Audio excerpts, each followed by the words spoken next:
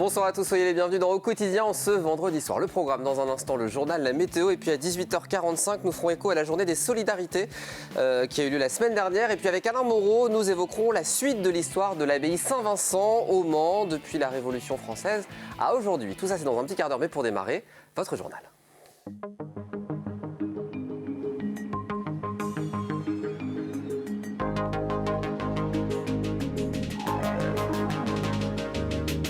Un journal présenté ce soir par Laure Girard. Bonsoir chère Laure. Bonsoir Aurélien, bonsoir à tous. Au sommaire de cette édition, la filière bois se porte bien dans la région Pays de la Loire. Oui, une filière structurée qui ne subit pas trop la crise sanitaire. Exemple chez Drouin SAS à Mézières-sur-Ponthoin.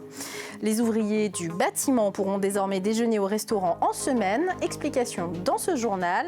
Et puis retour sur les déclarations du directeur du centre hospitalier du Mans ce jeudi soir. L'hôpital risque de saturer sous peu. L'invité de ce journal, Gilles Leproust, maire d'Allonne, mais aussi secrétaire général de l'association des maires, villes et banlieues de France, qui était à Grigny ce vendredi avec le Premier ministre pour le comité interministériel à la ville. Quand l'expression « toucher du bois » prend tout son sens. Oui, la filière bois, c'est 30 000 emplois dans les Pays de la Loire, un secteur qui se porte bien. Exemple du côté de Mézières-sur-Ponthoin, dans l'entreprise familiale et centenaire Drouin. Dès septembre, l'activité a repris son rythme de croisière pour ses 140 salariés. La région souhaite accompagner ce type d'entreprise. C'était l'objet d'une visite ce vendredi. Margot Bianco. Toucher du bois leur réussit. La société Drouin fait partie des 7000 entreprises de la région à valoriser le bois. Panneaux contreplaqués, mobilier pour véhicules ou meubles de stockage, le matériau naturel a de beaux jours devant lui. Il y a quand même une prise de conscience générale de la population générale et même des acteurs économiques. Maintenant, il faut arrêter avec les déchets, notamment les déchets plastiques ou tout ce qui est à base de pétrole. Il faut d'une part essayer de remplacer ces produits-là par éventuellement des bois biosourcés, donc des matériaux qui vont pouvoir se recycler. La société se fournit à 95% de peupliers dans un rayon de 120 km. D'ici 2023, l'entreprise souhaite investir 6 millions d'euros pour moderniser ses lignes de production. C'est une belle entreprise du département de la Sarthe et puis avec des projets, notamment dans le cadre du plan de relance. Il m'expliquait un peu les enjeux qu'il avait et je pense que c'est important, en tant que présidente de région, de venir à sa rencontre. Il est en attente d'un retour d'un dossier territoire d'industrie, industrie du futur porté par l'État. Donc moi, bien évidemment, je vais, à la suite de cette visite, pousser son dossier pour le faire accélérer parce qu'on voit bien, il y a des enjeux très forts et notamment sur le bois. La société Drouin peut également bénéficier des aides régionales. 13 millions d'euros, c'est l'engagement financier de la région dans ce secteur durable qu'est le bois. Et dans ce cadre de soutien à la filière bois, la région souhaite planter 2 millions d'arbres d'ici 2024. Et d'après la présidente, cet objectif sera sûrement revu à la hausse. Une bonne nouvelle, à présent les salariés du BTP vont enfin pouvoir déjeuner au chaud. Ils sont 8000 salariés dans le bâtiment en Sarthe. Plus de la moitié d'entre eux mangent en général dans les restaurants proches de leur chantier le midi. Mais avec le Covid, cela leur est devenu impossible. Ce vendredi, la Fédération du bâtiment et l'Union des métiers et des industries de l'hôtellerie ont signé une convention dérogatoire qui va permettre aux ouvriers du BTP de manger au chaud dans des restaurants ouverts seulement pour eux sur la pause de midi. Les explications dans ce reportage. Dorénavant, les ouvriers du BTP vont pouvoir déjeuner au restaurant sur la pause du midi. Elle est attendue depuis 3 mois, cette convention. D'accord ? Il faut savoir que nos collaborateurs du bâtiment déjeunent sur leur chantier en ce moment depuis le 15 octobre. Donc on est en période hivernale, une période où il fait froid, il pleut. Donc les gens travaillent en extérieur la plupart du temps. Et ils n'avaient pas de pause correcte le midi pour pouvoir déjeuner. Sur la base du volontariat, les restaurateurs sartois pourront accueillir les ouvriers du bâtiment dans l'exercice de leur activité sur un chantier proche. Plusieurs entreprises travaillant sur le même chantier pourront signer une convention avec un même restaurateur pendant une durée définie par les deux parties. Le restaurateur devra alors se signaler à la CCI de la Sarthe qui tient à jour une liste et la transmet au service de la préfecture, car tout ceci est bien sûr dérogatoire. Pas de quoi faire de gros bénéfices pour les restaurateurs comme Fabienne, qui parle plutôt d'un service rendu à la population. Par contre, on restera peut-être toujours sur la vente, plateau repas. Ça nous évitera, je veux dire, d'avoir du personnel, parce qu'après, il faut penser que si on accueille donc des personnes, il faut reprendre du personnel qui sont au chômage partiel. Donc, ça veut dire qu'il faudra aussi savoir s'il y aura beaucoup de personnes. Si on arrive à une quarantaine venir manger sur place, on peut prendre du personnel, mais s'ils sont 4-5, on ne va pas s'amuser à prendre quelqu'un pour si peu. Les restaurateurs qui signeront une convention avec des entreprises du bâtiment ne perdront pas les aides d'État délivrées pendant cette période de Covid. Un soulagement pour ces chefs d'entreprise déjà très fragilisés par la pandémie. Et c'est à vous, Aurélien, le Très coup bien. de gueule des élus Un coup de gueule à présent, celui des élus du département contre l'éducation nationale. La goutte d'eau, c'est un projet de fermeture de classe à Conflans-sur-Annie. Le président Dominique Leménaire a proposé aux élus du conseil départemental, en séance plénière ce vendredi, d'adresser un courrier au ministre Jean-Michel Blanquer pour l'alerter sur les conséquences d'une telle décision. Selon Dominique Leménaire, elle pourrait accentuer les disparités éducatives entre ville et campagne. On l'écoute au micro d'Anthony Piton. Il y a bien sûr une fermeture dans une commune, mais il y a plus globalement des annonces de fermeture de postes sur l'ensemble du département. Et bien évidemment, c'est en totale contradiction avec les déclarations du ministre de l'Éducation nationale qui indiquait qu'il ferait en sorte d'assurer une sorte de moratoire dans les écoles, parce que la présence d'un établissement scolaire dans une commune avec des classes, c'est quelque chose d'extrêmement important, et on ne peut pas, pour une gestion des effectifs, alors qu'il y a souvent 1 ou 2 élèves de moins ou en plus et que c'est très difficile à apprécier, supprimer la classe purement et simplement, ça n'a pas les mêmes conséquences qu'ailleurs.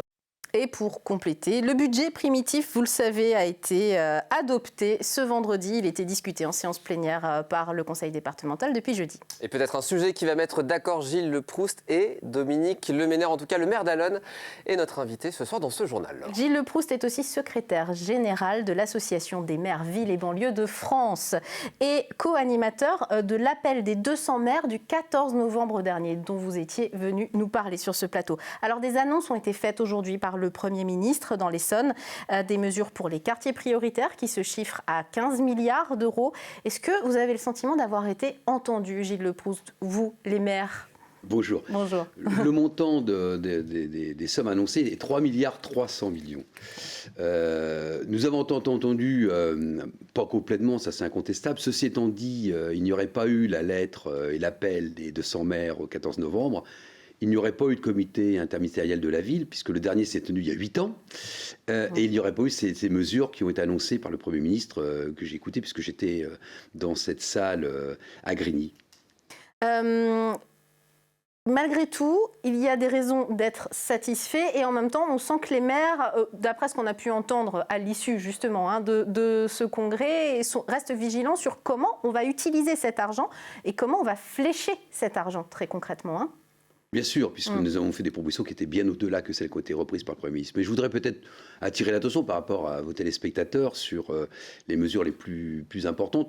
La première chose, c'est 2 milliards supplémentaires pour l'ANRU, l'Agence nationale de renouvellement urbain. Donc pour l'agglomération Mancel, par exemple, c'est des travaux à Allonnes, au Sablon, à Coulennes. Donc vous en avez déjà bénéficié, des ANRU 1 et 2 à Allonnes, par exemple, très concrètement. C'est important pour une ville comme la vôtre. Bien sûr, parce que ça permet à la fois de reconstruire des bâtiments correspondant mieux, ou des maisons d'ailleurs, correspondant mieux à l'attente des habitants. Donc c'est quelque chose d'important. Et puis avec le confinement, on a vu que tout l'habitat vertical sans balcon était difficile à vivre pour les habitants. Donc là, ça va permettre, y compris, d'améliorer les projets pour prendre en compte la période dans laquelle nous vivons.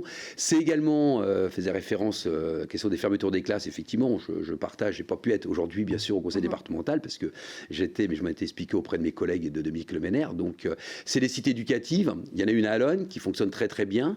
Il y aura donc 46 de plus cette année et 74 de plus en 2022. Et j'étais content de téléphoner à Stéphane Le Foll il y a une petite heure pour lui annoncer que le dossier du Mans avait été retenu. Donc, c'est une bonne nouvelle pour les Mancel et les Manceaux. Donc, voilà. Il y a également des mesures pour l'emploi, avec des cités de l'emploi, mais également avec des postes, notamment de médiateurs et d'éducateurs. Il y en a 700. 6 millions d'euros supplémentaires à la médiation. Plus de médiateurs dans les villes, c'est vraiment ce qui est souhaité par le gouvernement. C'est surtout souhaité par les habitants, les associations et puis les élus des villes, parce que c'est important la médiation aujourd'hui. Fonds de prévention de délinquance, 10 millions d'euros. Ça sert notamment à financer les caméras de vidéoprotection, on va dire. C'est ce qu'a annoncé le Premier ministre. ministre. Oui, je sais qu'il a appuyé là-dessus, mais ça peut aussi servir à financer de la médiation. Par exemple, à Allen, nous avons mis un service de médiation de 19h le soir à 1h30 le matin. Et le Fonds interministériel de prévention de la délinquance peut effectivement servir également à cela, et puis à toute une série d'autres aspects.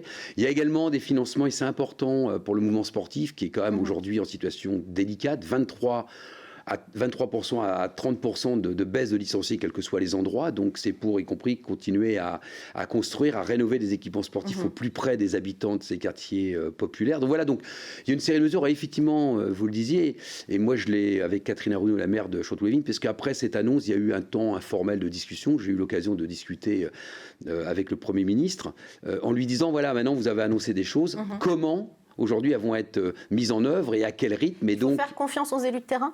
Il faut les écouter.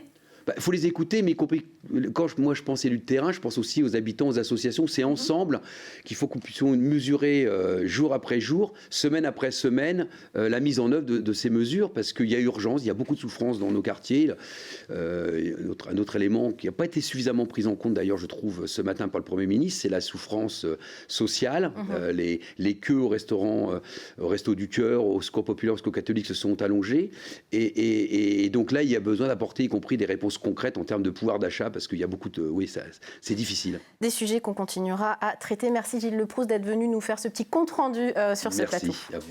Le centre hospitalier du Mans-Laure tire la sonnette d'alarme sur la situation sanitaire qui se dégrade. Oui, l'établissement public de santé est au bord de la saturation. Les derniers chiffres des admissions ne sont pas bons et les semaines à venir s'annoncent compliquées pour le personnel. Seule bonne nouvelle, la vaccination qui avance dans notre département.